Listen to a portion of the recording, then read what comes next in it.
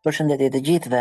mirë se keni ardhur në këtë video të re të cilën do të shohim së bashku diçka që është shumë e rëndësishme gjatë përdorimit të Excelit, por që sigurisht nuk bën pjesë në gjërat e thjeshtuara ose mesatare të Excelit, por në ato gjëra që quhen gjëra të avancuara.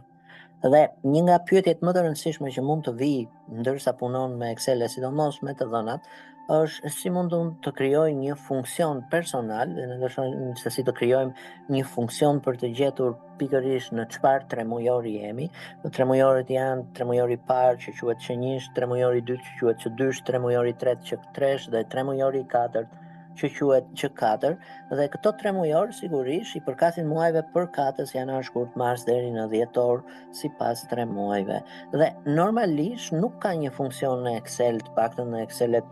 deri në vitin 2013 nuk ka një funksion se si mund të gjesh këto tremujor, por edhe nëse ekziston është mirë që të dish se si mund ta krijosh një funksion edhe për pyetjet të tjera. Normalisht ty mund të jepet një datë, datë mund ta vendosësh në çdo qelizë, për shembull qelizën A1 un po vendos se data është 1/1/2024, dhe kuptohet që kjo datë i përket tremujorit të parë sepse tremujori i parë përmban muajt janar, shkurt edhe mars. Dhe normalisht data 1 janar është në muajin janar dhe i përket posaçërisht tremujorit të parë. Por që unë në qelizën B1 ta gjej me ndonjë funksion përkatës që të shkruaj për shembull funksioni quarters, nuk ekziston ky funksion që unë të them që unë mund ta shkruaj. Pra në rastin konkret, nëse unë shkruaj quarters, vjedh muajin, mbyll klapën, ajo nuk më nxjerr asnjë entitet sepse nuk ka një funksion quarters. Si ta krijoj këtë funksion? Për këtë më duhet të hap Visual Basic dhe aty do të ndërtoj funksionin përkatës. Visual Basic hapet me Alt F11 dhe normalisht të hap editorin e Visual Basicut dhe këtu ti do krijosh një funksion ku do t'i vendosësh emrin përkatës atij funksioni dhe termi që e fillon funksionin është pikërisht fjala function, vendos emrin e atij funksioni quarters, hap klapën brenda funksionit, ashtu siç ke parë edhe në funksionet e tjera, për shembull kur thua funksioni sum, brenda të thot variablat, për shembull number 1, number 2 edhe kështu me radhë. Dhe normalisht ti duhet vendosësh pikërisht variablin që do shtosh dhe un po e vë emrin dt që do thot datë, por duhet ta deklarosh këtë variabël i çfarë tipi është dhe do t'i them as date që do thot ky variabli dt është si datë, ndërkohë që vetë rezultati i quarters ky do dali me tipin string që do thot është një tip text. Dhe shikojeni që bloku i funksionit u krijua, pra me këtë blok funksioni unë thjesht tashmë kuptoj që do kem një funksion quarters që më kërkon vetëm datën të futet në klapa dhe ky funksion do më prodhoj një tekst që mund të jetë që njësh, që dysh, që tresh ose që katër. Tashmë do kalojmë në një algoritëm ciklik shumë të thjesht, nuk do e komplikojmë shumë situatën, një algoritëm që bën pyetjen në qoftë se atëherë. Dhe do të fillojmë me pyetjen e parë që është if, dhe në rastin konkret unë do shikoj për këtë datë muajin, sepse nga muaji përcaktohet nëse ti ke ose jo tremujorin përkatës, dhe do t'i them if month dt, që do thot në qoftë se muaji i datës është i barabartë me 1 ose month dt përsëri është i barabartë me 2 ose, pra or është ose, month dt mbyll klap barazi me 3, then, pra i thash kushtin, në qoftë se muaji i kësaj date është 1, 2 ose 3, në atë rast do më shkruash quarters, që është emri i funksionit, është i barabartë me qenjish.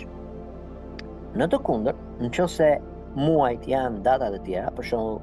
tani do e kopjoj këtë ifin dhe do ta bëj me datat e tjera, veç se do vendosh else if, që do thotë në qoftë se në të kundërt, dhe do ndryshoj datat përkatëse që janë muajt përkatës 3, 4,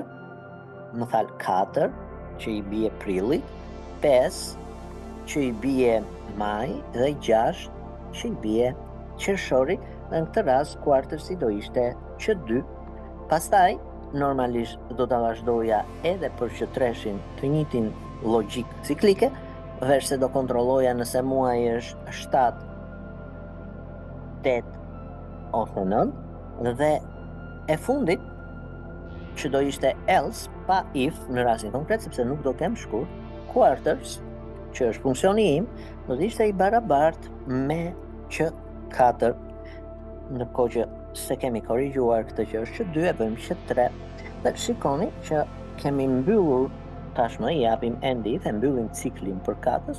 dhe normalisht kemi krijuar një funksion pa komente, nuk është se po shtoj komente, se mund të shtosh dhe komente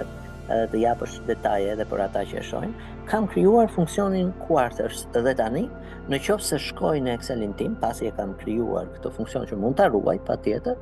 shkruaj barazin dhe mund të shkruaj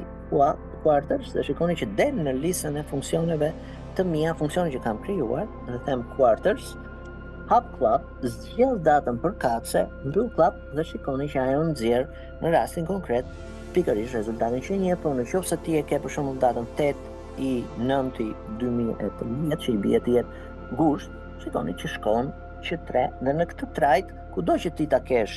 datën, për shembull mund ta kesh këtu 20, shkruaj 11/24/2024, pra jemi në nëntor, dhe diku tjetër mund të shkruash pikërisht quarters.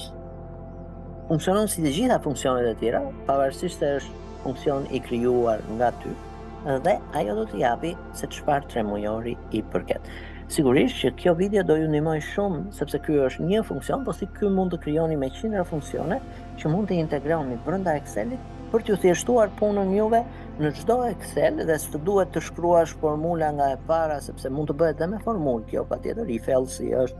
pjesë e formulave, por kjo të jep ty lehtësinë të punosh më qetë dhe më shpejt në çdo mjedis që të jesh brenda Excelit. Kjo është për Excelin, por patjetër funksionet përdoren edhe në SQL, përdoren edhe në programim në Python, kanë pothuajse të njëjtën mënyrë të punuari, kanë vetëm sintaks të ndryshme që ndoshta me kalimin e kohës në problematika të tjera do t'i nxjerrim edhe në atë trajt. Faleminderit që e pam së bashku këtë video, shpresoj t'ju ketë ndihmuar. Për çdo pyetje që të keni, mjafton të shkruani dhe unë do përpiqem të përgjigjem me një video. Mos harroni të na ndiqni në këtë kanal që është për ndihmën e çdo kujt që do që të zhvillohet profesionalisht. Faleminderit edhe një herë dhe t'ja kaloni sa më mirë.